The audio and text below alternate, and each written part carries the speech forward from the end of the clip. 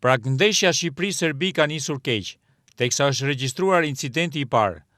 Autobusi me të cilin ekipi serb po udhëtonte nga aeroporti Nën Tereza drejt hotelit ku do të akomodohej, është goditur me gur. E konfirmuar kjo jo vetëm nga deklarata e përfaqësuesit serb në konferencën për shtyp, por edhe nga pamjet filmike, që një nga futbollistët e Serbisë ka regjistruar ato me celular.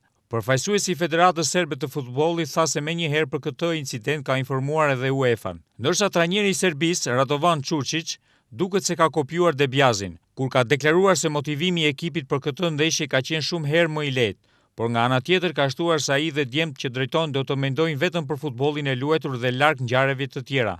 Tekniku serb tha gjithashtu se rezultati i këtij takimi nuk është përcaktues për të ardhmen e tij. Ndryshe nga skuadra e Shqipërisë, përfaqësuesja e Serbisë po lind tani dhe po përgatitet për botrorin 2018.